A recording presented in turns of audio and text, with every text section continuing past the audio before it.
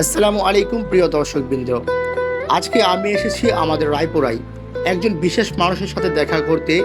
ইনি হলেন ট্রাফিক নিয়ন্ত্রণের দায়িত্বে থাকা আমাদের প্রিয় মানিক ভাই, যাকে রায়পুরার মানুষ সবাই চেনে, সবাই সম্মান করে। সম্প্রতি রায়পুরা রাস্তায় আমরা একটি ভিন্নধর্মী জিনিস লক্ষ্য করছি। রাস্তার মাঝখানে দাঁড়িয়ে আছে এক ধরনের কাকতাড়ুয়া, যা আনসারের পোশাক পরিহিত। প্রথমে দেখে সবার মনে প্রশ্ন জাগে, এটা কেন রাখা হলো? আসলে এর পিছনে রহস্য কী? তাই আজ আমি নিজে গিয়ে মানিক ভাইয়ের সাথে কথা বলি।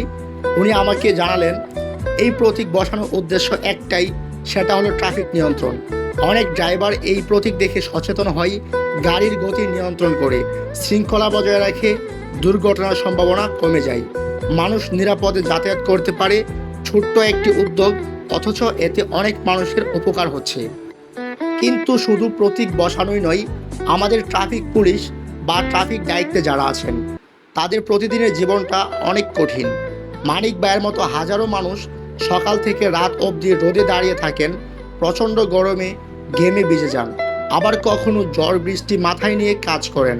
ভাবুন তো, শুধু আমাদের জন্য, আমাদের সুবিধার জন্য তারা কষ্ট করে যাচ্ছেন। আমরা হয়তো গাড়িতে বসে এসি চালিয়ে যাই, ছাতা ধরে হেঁটে যাই, কিংবা দোকানের ভেতর বসে আরামে থাকি, কিন্তু রাস্তায় দাঁড়িয়ে যারা ট্রাফিক নিয়ন্ত্রণ করছে, তাদের কষ্টটা আমরা কি আসলেই অনুভব করি? সত্যি কথা বলতে গেলে আমরা অনেক সময় এই বিষয়গুলো ছোটোখাটো মনে করি, গুরুত্ব দিই না। অথচ আমি আপনি যদি মাত্র 1 ঘন্টার জন্য রোদে দাঁড়িয়ে থাকি, দেখবেন শরীর ভেঙে যাবে। কিন্তু তারা প্রতিদিন, প্রতি ঘন্টা মানুষের কল্যাণের জন্য এই দায়িত্ব পালন করেন। আজকের এই ভিডিওটি আমি শুধু মানিক ভাইয়ের জন্যই নয়, বরং বাংলাদেশের প্রতিটি ট্রাফিক কর্মীর জন্য উৎসর্গ করছি।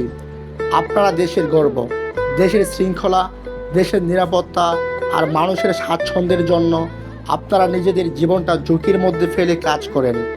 সত্যিই বাংলাদেশ আজ ভালো আছে আপনাদের মতো মানুষের জন্যই।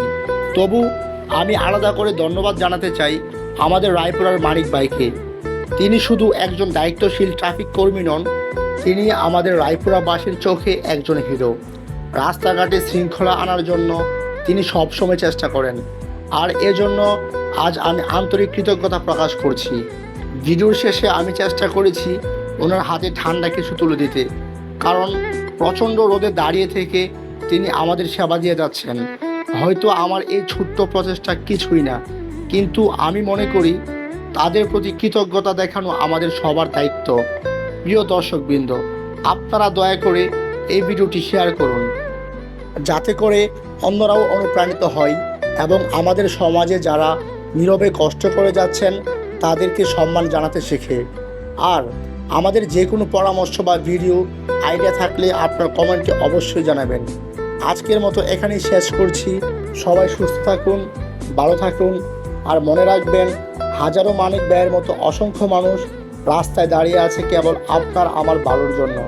তাদের সম্মান করা, তাদের কষ্টকে উপলব্ধি করা, এটাই হবে আমাদের সবচেয়ে বড় দায়িত্ব। ধন্যবাদ।